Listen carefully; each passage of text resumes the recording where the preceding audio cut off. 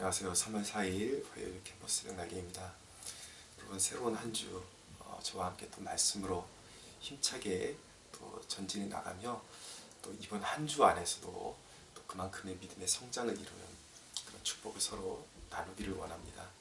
오늘 마태복음 15장 29절에서 39절 본문으로 하나님의 말씀 나누겠습니다. 먼저 첫째로 우리가 함께 나눌 메시지는 예수님은 우리를 긍휼로 돌보신다는 말씀입니다.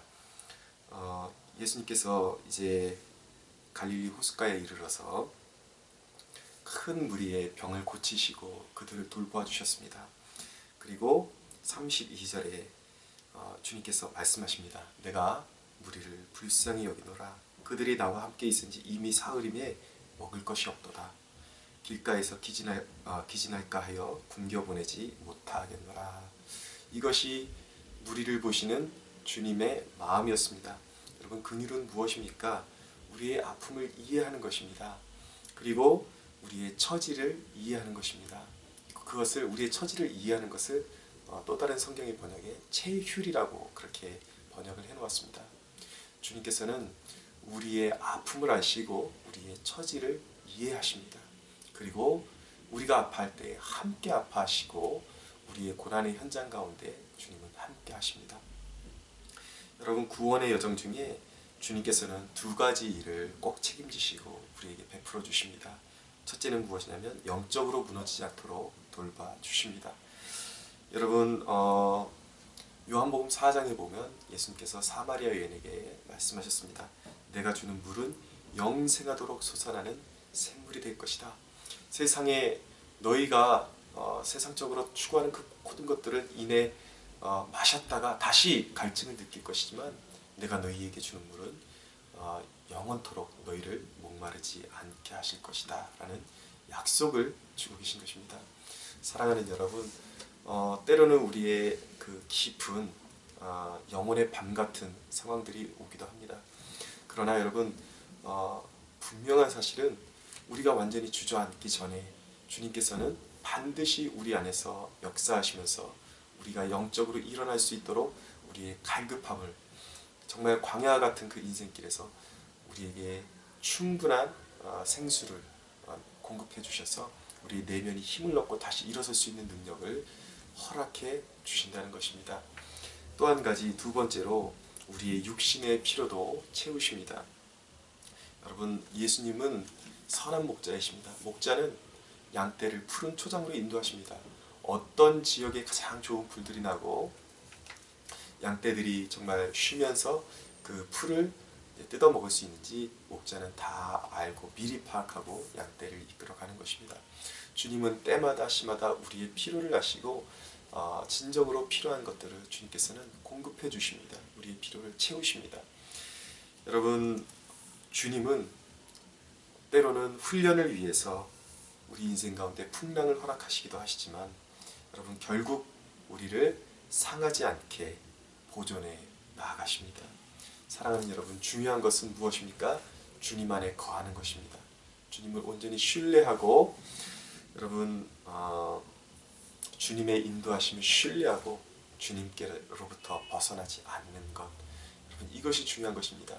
주님 안에만 거할 수 있다면 어려운 것을 요구하시는 것이 아닙니다. 그냥 주님을 신뢰하고 주님 안에 거하십시오. 그렇다면 여러분, 어떤 상황 속에서도 우리는 요동하지 않고 주님의 돌보심과 그 긍휼하심으로 끝까지 인도하심을 받게 될 것입니다. 두 번째로 33절 보니까 이제 마태복음 14장에 나왔던 오병이어와 굉장히 그 비슷한 사건이 나오고 있는데요. 근데 동일한 그 상황 앞에 서 있는데 제자들의 반응이 좀 석연치 않습니다. 33절에 보니까 제자들이 이르되 광야에 있어 우리가 어디서 이런 무리가 배부를 만큼 떡을 얻으리이까. 분명히 마태복음 14장에서 오병이어에 떡 5개와 물고기 2마리로 5,000명 이상 먹이는 그런 역사를 처음 했음에도 불구하고 제자들은 정말 망각의 영을 덧입은 사람들 같았습니다. 금방 까먹고 이 상황을 어떻게 이겨내야 되나 또 두려워하고 염려하고 근심에 빠졌던 것입니다. 여러분, 그런데 놀라운 사실은 이런 상황에서조차도 정말 온전한 믿음을 보이지 못했던 이 사람들이, 이 제자들이 이후에 기독교의 역사에 있어서 세례 요한을 제외한 거의 모든 제자들이 이제 순교의 반열에 오르는 그러한 위대한 교회의 지도자가 되었다는 것입니다. 자기의 생명까지 온전히 주님께 완전히 맡길 수 있는 그런 믿음의 배짱이 두둑한 온전한 정말 믿음의 거장들로 바뀌었다는 것이죠. 어떻게 이런 일이 벌어질 수 있었을까요? 사랑하는 여러분, 하나님은 우리를 끊임없이 문제 앞에 세우실 것입니다. 그리고 그 문제 앞에서 우리를 강하게 하실 것입니다. 우리를 끊임없이 반복적으로 하나님께서 문제 앞에 세우신 이유는 그만큼의 우리를 믿음의 장성한 분량에 이를 수 있도록 우리를 훈련시키시고 연단시키는 과정이라는 사실, 우리가 감당해야 될, 이 땅에서 감당해야 될 사명은 우리의 작은 그런 믿음으로 감당할 수 없는 것들이기 때문에 주님께서는 우리의 믿음을 길러내십니다. 하나님이 그 일을 이루십니다. 어떻게요? 끊임없이 문제 앞에 반복적으로 세우면서 하나님은 우리를 강한 존재로 변화시켜 나가시는 것입니다. 사랑하는 여러분, 하나님께서 우리 각 사람을 반드시 강인한 믿음의 사람으로 가꾸어 나가실 것을 신뢰할 수 있게 되기를 바랍니다. 여러분, 그것이 바로 반복의 위대함입니다. 반복에는 그 위대한 능력이 숨어 있는 것입니다. 여러분 생각해 보십시오. 여러분, 우리 한국에 저 기계체조를 아주 잘하는 선수가 한 명 있지 않습니까? 양학선 선수라고, 금메달리스트이기도 하고요. 이 사람이 세계에서 도마를 띰틀 경기를 가장 잘하는 선수인데 그 연기를 한번 보십시오. 사람이 뛰어가서 그 발판을 구르고 공중으로 도대체 몇 바퀴를 도는지를 모를 정도로 그렇게 여러 바퀴를 돌고 엄청난 높이로 솟았다가 땅바닥에 두 발로 착지하는 것을 보지 않습니까? 근데 여러분, 양학선 선수가 처음부터 그렇게 정말 멋진 그런 연기를 구사할 수 있었을까요? 공중제비를 돌 수 있었을까요? 사람은 근본적으로 어느 정도 자기의 몸이 이제 높이 뜨게 되면 공포감을 느끼게 돼 있습니다. 전혀 정말 그 엄청난 높이와 그 회전과 이런 것을 자연적인 우리는 감당할 수 없게 그렇게 우리는 그렇게 구조가 그렇게 돼 있습니다. 그런데 그 체조 선수들은 계속해서 그 띰틀을 뛰어보고 반복적으로 그게 수백 번, 수천 번, 이제 5년, 10년, 그것이 이제 노하우가 계속해서 똑같은 상황이 쌓여가면서 이제는 그 노하우가 쌓여가면서 공중에 떠도 자신의 몸이 안전장비가 없이 그냥 공중에 떠 있어도 두려움을 느끼지 않고 자기의 몸을 컨트롤해서 공중제비를 하고 안전하게 착지할 수 있는 그러한 기술적으로도 성장하고 그리고 마음도 담대해져서 더 이상 그 상황을 두려워하지 않게 되는 것입니다. 사랑하는 여러분, 우리에게 주시는 그런 문제들, 그것은 하나님께서 우리를 멸망으로 인도하시기 위해서, 우리를 곤란하게 만드시기 위해서 자꾸 주시는 것이 아니라 우리를 그 반복의 능력으로 강하게 만드시기 위해서 우리에게 허락하시는 사건들이라는 사실을 꼭 기억하십시오. 여러분, 이 하나님의 그 반복적으로 우리를 문제 앞에 세우시는 그 하나님의 참 의도를 잘 깨닫고 하나님의 의중을 깨닫고 점점 담대해지는 자기 자신을 발견해 가는 그런 축복이 여러분들에게 임하기를 소원합니다. 세 번째로, 이제 오늘 떡 7개와 작은 생선 두 마리로 4,000명 이상을 먹이는 이제 기적이 오늘 이제 본문의 주된 내용인데,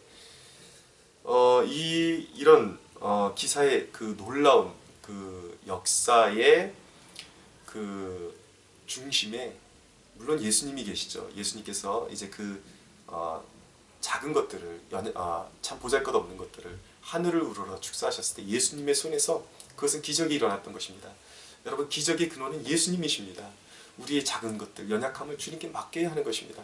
그런데 여러분, 중요한 것은 예수님께서 친히 나눠주시지 않고 또 무리들에게 그냥 직접적으로 나누라고 말씀하시지 않고 반드시 제자들의 손을 통해서 나눠주게 하셨다는 것입니다.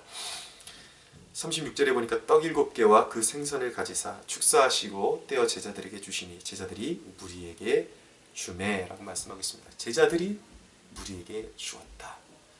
여러분, 이것이 굉장히 영적으로 중요한 비밀을 담고 있는 것입니다. 주님은 주님께 받은 축복을 제자들의 손으로, 우리의 손으로 빈궁하고 정말 굶주린 영혼들에게 우리의 손으로 먹을 것을 나눠주기를 원하십니다. 여러분, 우리는 온 땅에 굶주린 영혼들에게 주님이 주신 것들을 나눠줘야 할 책임이 있는 사람들입니다. 그것이 성도의 책임이요 교회의 책임인 것입니다. 여러분, 특별히 우리 가운데 경제적으로 어려움을 당하는 분들이 있습니까? 여러분, 경제적으로 어려움을 당할수록 담대해져야 하는 것입니다. 작은 물질일수록 움켜쥐려고 할수록 더욱더 핍절해지는 것입니다. 우리는 이 영적인 축복의 원리를 잘 깨닫고 정말 우리가 우리의 손으로 주님의 것을 받아서 작은 것들이지만 자꾸 나눠줄 때에 그것이 우리의 손에서 계속해서 나눠줄 수 있는 그런 무한한 자원으로 그것이 정말 변화될 수 있다는, 하나님의 능력이 우리의 손에서 나타날 수 있다는 그 믿음을 가져야 하는 것입니다. 여러분, 누가복음 7장 38절에 보면 이렇게 말씀합니다. 주라, 그리하면 너희에게 줄 것이니 곧 후이되어 누르고 흔들어 넘치도록 하여 너희에게 안겨주리라. 너희가 헤아리는 그 헤아림으로 너희도 헤아림을 도로 받을 것이니라. 사랑하는 여러분, 항상 믿음에는 선택의 기로가 있기 마련입니다. 주님의 뜻대로 순종할 것이냐, 정말 주님의 공급하심을 믿고 나눠줄 것이냐, 아니면 믿음으로 반응하지 않고 내 것은 내가 챙긴다, 나 한 사람만을 위해서 먹고 살 것이냐. 주님께서는 그 헤아리는 것을 보시고 그 사람의 헤아림대로 갚아주시겠다고 그렇게 말씀하고 있습니다. 사랑하는 여러분, 오늘 이 아침에 여러분들을 축복하기를 원합니다. 믿음에서나 삶에서나 그 무엇이든지 주님의 다스리심과 주님의 그 무한한 공급의 은혜가 넉넉해지는 우리의 삶 가운데 흘러넘치는 그런 축복이 임하기를 간절히 주 예수의 이름으로 소원합니다.